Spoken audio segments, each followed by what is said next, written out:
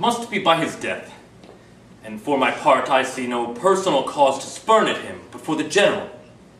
He would be crowned. How that might change his nature, there's the question. It is the bright day that brings forth the adder, and that craves wary walking. Crown him, and then, I grant, we put a sting in him, that at his will he may do danger with. The abuse of greatness is when it disjoins remorse from power. And to speak truth of Caesar, I have never known when his affection swayed more than his reason. But 'tis common proof that lowliness is young ambition's ladder, whereto the climber upward turns his head. And when he once attains that utmost round, he then unto the ladder turns his back, staring into the clouds, scorning the base degrees by which he did ascend, so lest he may prevent. And since the quarrel will bear no color for the thing he is, fashion it thus: that which he is, augmented, would run to these and these extremities, and therefore think of him as a serpent's egg, which hatched would as his kind grow mischievous, and kill him in the shell. Brutus, my lord. Good Portia, what mean you? Wherefore rise you now? It is not for your health thus to commit your condition to the raw cold morning. Nor for yours neither. You, ungently, Brutus, stole from my bed. And yesternight at supper you suddenly arose and walked about, musing and sighing with your arms across. And when I asked you what the matter was, you stared upon me with ungentle looks. I urged you further, then you scratched your head and too impatiently stamped with your foot. Yet I insisted, yet you answered not, but with an angry wafture of your hand gave sign for me to leave you. So I did, fearing to strengthen that impatience which seemed too much enkindled. And withal, hoping it was but an effect of humour, which sometime hath this hour with every man. It will not let you eat, nor talk, nor sleep. And could it work so much upon your shape as it hath much prevailed on your condition, I should not know you, Brutus.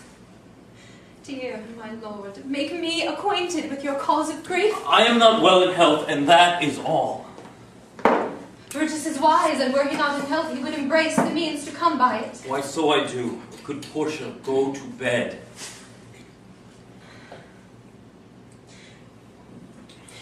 Is Brutus sick? And is it physical, to walk unbraced and suck up the humours of the dank morning? What, is Brutus sick? And will he steal out of his wholesome bed to dare the vile contagion of the night, and tempt the rheumy and unpurged air to add unto his sickness? No, my Brutus, you have some sick offence within your mind, which by the right and virtue of my place I ought to know of.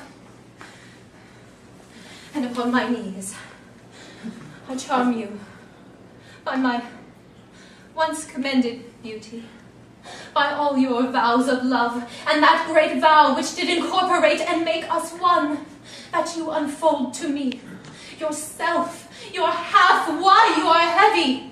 And what men tonight have had to resort to you, for there have been some 6 or 7 who did hide their faces even from darkness. Kneel not, gentle Portia. I should not need if you were gentle, Brutus. Within the bond of marriage, tell me, Brutus, is it accepted I should know no secrets that appertain to you?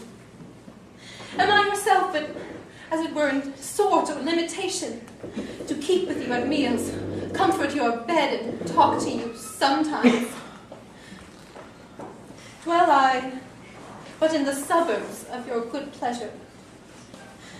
If it be no more, Portia is Brutus' harlot, not his wife. You are my true and honorable wife, as dear to me as are the ruddy drops that visit my sad heart. If this were true, then should I know this secret.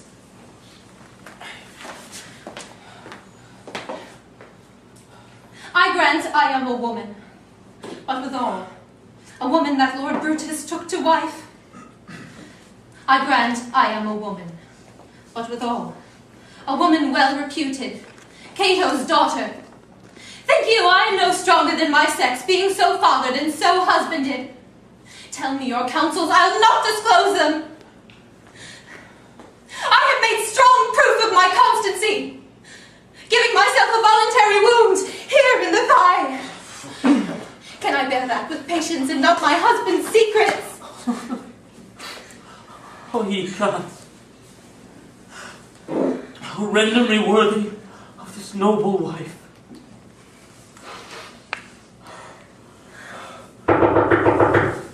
Hark, hark, one calls. Good Portia, go in a while, and by thy bosom shall partake all the secrets of my heart. All my encounters shall I construe to thee, and all the character of my sad brows.